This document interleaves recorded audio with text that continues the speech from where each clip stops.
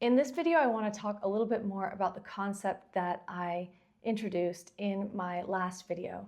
I mentioned how everything changed for me last year around how I was framing going about being the healthiest I can be and overcoming or resolving long-term health issues that I've had.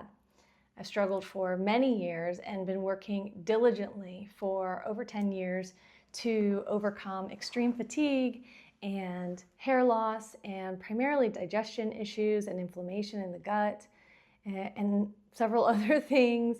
And when I went to an herbalist in Playa del Carmen, Mexico last year, it all just clicked. I had a consult with the practitioners, the professionals that run the institution there, and they're second or third or fourth generation herbalists. And I was telling them my symptoms, and they decided to treat me and had treated many of my friends and were treating all of the people who were showing up to the consultation store, I guess, with herbs. And herbs that you would put in water, you would make teas and drink them. But everything that they spoke to me about as far as the kind of backup that they saw in my digestive system and backup that they saw in my reproductive system, it was all from what I now see as this stuckness. I had some density that I was holding on to in my body that they planned to treat me by unsticking or flushing out that density, if you will. I am not a doctor, y'all. A reminder of that. You can tell by the way that I'm speaking. And my intention here is not to, come up with a new, necessarily say that these are treatments for all of the, health challenges that we have. But again, I'm introducing this concept, this new, just simply lens through which to see a lot of the health challenges that we have. And ever since then, when I said, oh yeah, of course, I have some density in, I potentially have, an ovarian cyst. Let's cleanse it out and flush it out with what nature gave us. Okay, yes, I have some backup in my digestive system in my intestines, which I could tell, I could see, with inflammation and with irregular bowel movements and stuff. Yes, let's do what we can to flush it out. And then I started seeing, around that time, I moved to France. I'm out in the world meeting new people and talking to people about their health, or it would just come up. And I'm seeing all of their health issues from this lens. I noticed, chronic constipation that someone was dealing with, which I could see in the rigidity of other routines and practices that this person has in their life.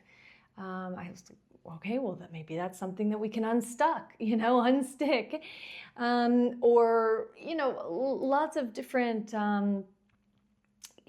People dealing with inflammation in their joints, myself included. It's like, okay, well, maybe I can, there's a lack of lubrication there, right? Or inflammation. Inflammation is, I don't know if this is true, but it's this stuckness, right? So I just starting to see, okay, well, let's bring some lubrication. How can we lubricate our joints? How can I be, put things in my body that my body will easily be able to pass through it? How can I support my body in helping to pass things through my system? And, all of this to me just kind of makes sense because sometimes as humans, or at least I will tend to think that things are solid, like we're these solid people that aren't really changing, or we talk about life transitions or phases of life, like I go to college, and then I meet my husband, and then I get married, and then I have a child, and then I, achieve this in my career. But it's much more, it's not these solid, moments. It's a continuum, and we are made up mostly of water, and we are fluid.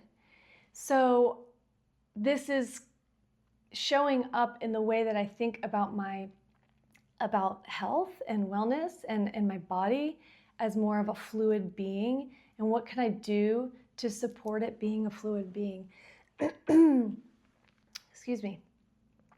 A lot of the things that are in our world now that are just part of how we live life now, the chemicals and processed things in our foods, and beauty products and home products, use of plastics and things like that, those are denser than we humans are.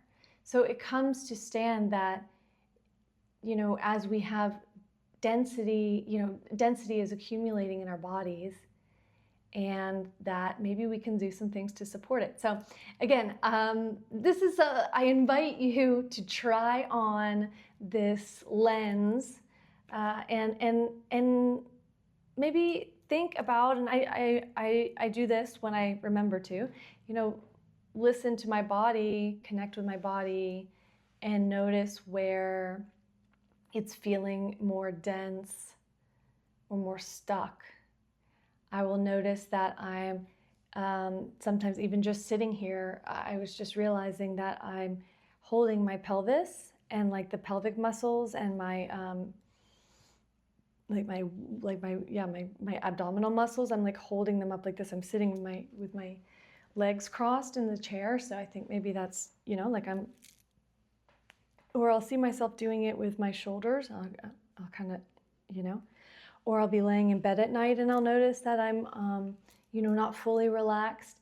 And that has my body hold on to things, I think. I'm seeing it as that. It's like the more that I can let go and release. And it's funny, now that I'm saying this, I realize like the message that I have been getting across years has been to surrender, to flow, to accept when things are no longer serving your life and let them go. I've done that with jobs and with boyfriends and with houses and with projects where I keep trying to make it work. And I think all of that is kind of connected to this same lens of like, life keeps moving, our bodies keep moving, cells keep dying and regenerating in our bodies constantly, all the time, right? And so what can I do to support accepting that and allowing things to flow through my body, especially in a world where we have more density than what our bodies maybe were constructed for. So those are kind of some of the things, like the relaxing my body, noticing the tension, noticing where I feel dense, and seeing how I can support my body. Also I'm living in France now, and we have some amazing cheese and bread and wine. And when I'll get to where I'm feeling like bogged down, I mean, we literally, in the words that we say, that we use in everyday language, we say, oh my gosh, I feel so much lighter. Now that I got that off my chest, or a weight has been lifted from my shoulders, or the mood was heavy in that meeting.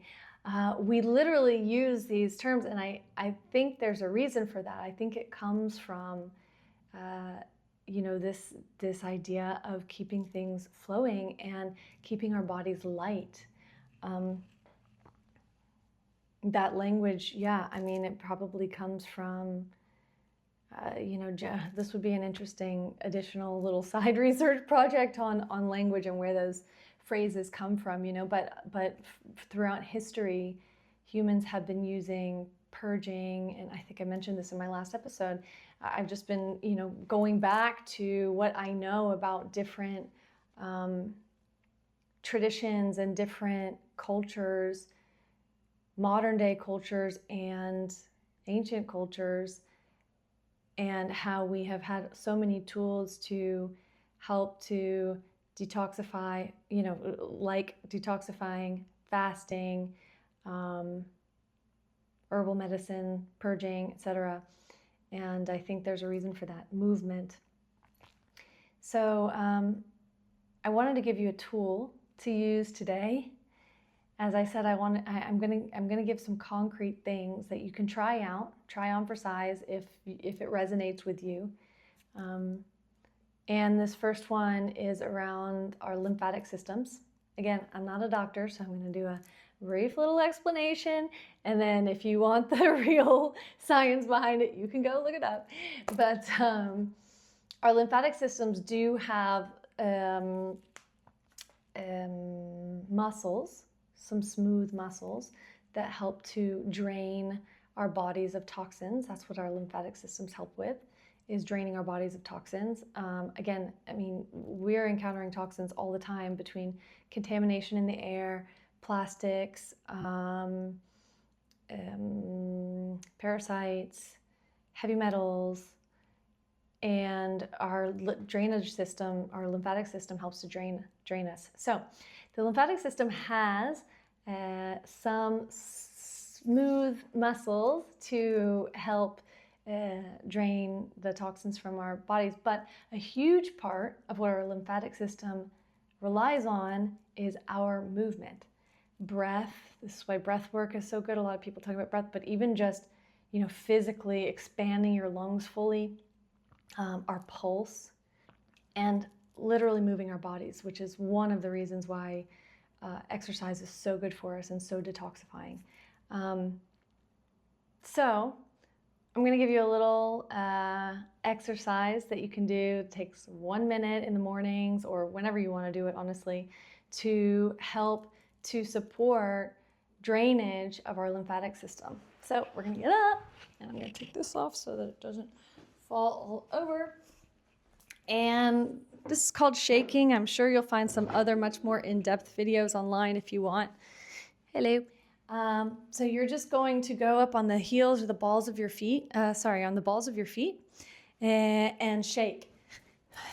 And you want to really let gravity pull your body down, or, you know, pull your body down. And if you can do this in your hips as well, that really helps. Ladies, you might need to hold your goods. And I do like 100 of these a day. And you will notice that you can also do this. These are like lymph spots, lymph spots here, low back, and here on your upper chest. You can literally just do like 100 of those in the morning, or, you know, 1 minute or something. And it almost always makes my body warmer, which lets me know, or makes me think at least, that things are moving in my system. You know, my blood is pumping faster, and hopefully my lymphs are draining. There you go. I hope you enjoyed this video, and I look forward to continuing to explore this idea of, what if we're not actually sick? We're simply stuck. And healing is more about keeping things moving. I'll see you in the next video.